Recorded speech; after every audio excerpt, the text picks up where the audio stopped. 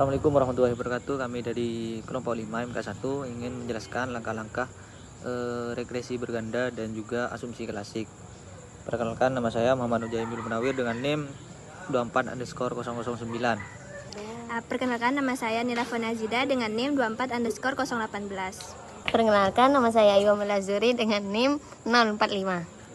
Sebelum kita analisis, langkah lebih baiknya kita siapkan dulu untuk tabulasi datanya. Di sini kan karena sudah siap, lalu kita tinggal copy saja dimulai dari produksi.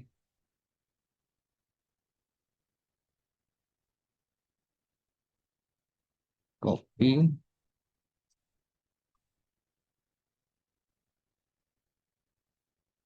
Setelah di copy kita lanjut di SPSS. Setelah itu lalu klik kanan, lalu paste with variable name. Setelah itu baru kita masuk ke analyze, masuk ke regresi linear. Kemudian yang produksi ini masuk ke dependent, kemudian yang maslahan masuk independen, benih masuk independen. Itu kemudian klik save. Anjir. Di bagian residu, Di bagian residu klik under standard disk. Kemudian klik continue. Oke. Nah, karena sudah keluar di hasilnya tadi, kita sudah memberikan interpretasinya berbentuk Word. Jadi untuk interpretasinya yaitu di persamaan regresi, di mana Y itu sama dengan min 287,003 plus 0,536 itu X1 plus 5,418 itu X2 plus 0,570 itu X3 dan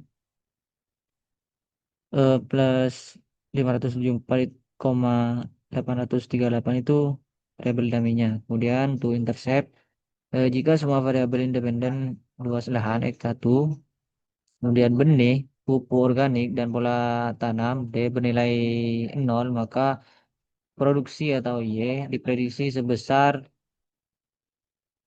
287,003. Satuan ini dimutlakkan karena kan bernegatif. Kemudian untuk nilai intercept ini signifikan secara statistik karena nilai signya untuk konstan adalah 0,018 yang lebih kecil dari 0,05. Kemudian untuk koefisien regresi pada luas lahan atau X1 itu 0,536, artinya ketika luas lahan ditambah satu satuan maka produksi atau Y diprediksi meningkat 0,536 satuan dengan asumsi benih, pupuk organik, dan pola tanam itu tetap atau tidak berubah atau konstan. Kemudian untuk benih X2 itu 5,418, artinya ketika benih ditambah satu satuan maka produksi atau Y itu diprediksi meningkat 5,418 satuan dengan asumsi luas lahan, pupuk organik, dan pola tanam tetap atau tidak berubah. Kemudian untuk pupuk organik atau X3 itu menghasilkan 0,570, artinya ketika pupuk organik ditambah satu satuan maka produksi Y diprediksi meningkat 0,5 0,570 satuan dengan asumsi luas lahan benih dan pola tanam tetap atau tidak berubah. Kemudian untuk pola tanam atau di daminya itu 574,838, artinya ketika terjadi perubahan pada pola tanam misalnya dari kode 0 ke kode 1 maka produksi atau Y diprediksi meningkat 574,838. satuan dengan asumsi luas lahan, benih dan pupuk organik tetap atau tidak berubah. Kemudian di adjust R square di sini nilai adjust R square sebesar 0,915 itu menunjukkan bahwa 91,5% variasi pada variabel produksi sudah dijelaskan oleh luas lahan, benih, pupuk organik, dan pola tanam. Sisa sisa 8,5%-nya atau dari 100% kurangi 91,5% itu dijelaskan oleh variabel-variabel lainnya di luar model regresi. Kemudian untuk uji F dan uji T, uji F-nya di sini hasil uji F menunjukkan bahwa nilai sig tahun 0,000 itu lebih kecil dari 0,05 maka dapat disimpulkan bahwa H0 itu ditolak yang berarti bahwa luas lahan, benih, dan pupuk organik secara simultan berpengaruh signifikan terhadap produksi. Kemudian untuk uji T-nya itu variabel luas lahan X1 itu nilai signya adalah 0,012 karena 0,012 itu lebih kecil dari 0,05 maka dapat disimpulkan bahwa H0 itu ditolak yang berarti bahwa luas lahan X1 itu berpengaruh signifikan secara parsial terhadap produksi atau Y. Arah pengaruhnya itu positif.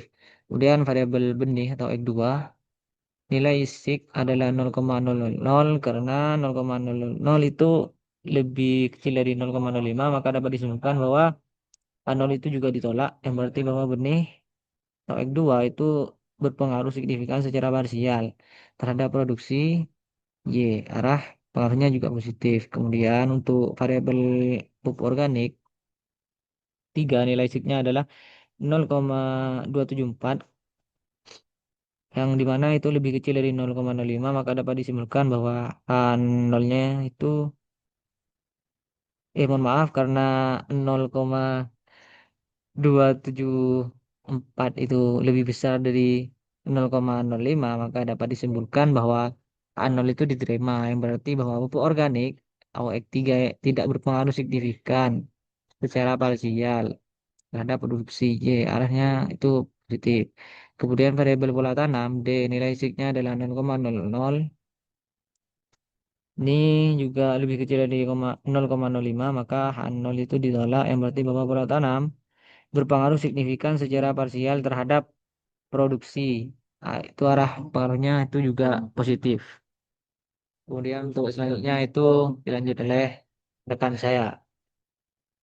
Selanjutnya yaitu uji normalitas. Di mana kan ini udah ada residual satu. Kita langsung saja ke analyze, kemudian ke regression, terus ke linear. Setelah itu kita langsung ke save, save yang ini. Kita centang yang under this, kemudian klik OK.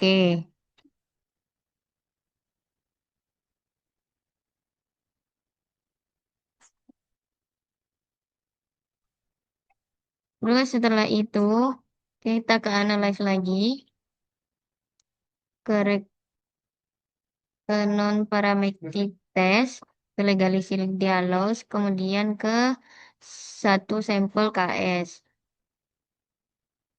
Kemudian kita pindahkan yang understatis ini ke tes variable list. Klik OK. Nah, sini sudah. Kemudian untuk multikolinearitas dan autokorelasi itu yang pertama itu analyze, regression, kemudian linear, ke statistik. Kita centang yang Durbin Waston sama yang collinearity diagnosis. Tuh, klik continue, kemudian klik OK. Nah, setelah itu kita ke transform. Kita langsung saja eh, ke interpretasi normalitas sama multikolinearitas dan autokorelasi yang sudah disajikan dalam bentuk quote. Nah, untuk analisis normalitasnya sendiri, kita mengambil dari one sample Kolmogorov, yang dimana dari tabel di atas nilai ASYMP SIG itu bernilai 0,011, yang dimana itu lebih kecil dari 0,05, yang berarti residual tidak terdistribusi secara normal. Nah, untuk tabel yang multikolinear dan autokorelasi, ini kita langsung interpretasikan dari nilai VIF-nya, yang ini, yang dimana untuk nilai VIF untuk variabel luas lahan X1 dan benih X2 lebih besar dari 10, maka dapat disimpulkan menjadi multikolinearitas antar variabel bebas tersebut. Nah, kita juga melihat dari nilai Durbin-Waston yang dimana 1,834 berada dalam rentang sekitar 2 dan kemungkinan besar itu berada di antara DU dan 4 DU. Maka dapat disimpulkan bahwa model regresi ini tidak terdapat masalah autokorelasi. Mungkin selanjutnya dilanjut oleh teman saya.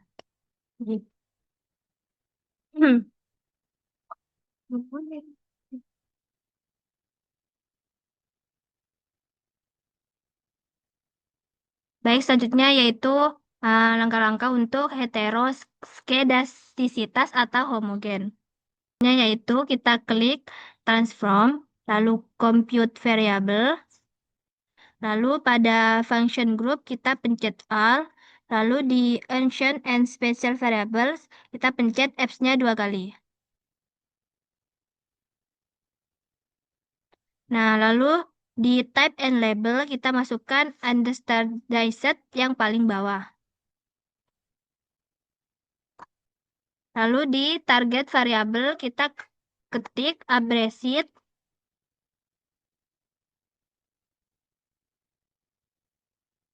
Lalu kita klik OK.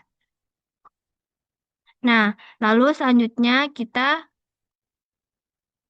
klik analyze, lalu regression, lalu linear, lalu kita keluarkan produksi dari dependent lalu diganti ke abbreviate. Lalu kita klik OK. Nah, selanjutnya yaitu interpretasi output yang kita dapat. Mana outputnya?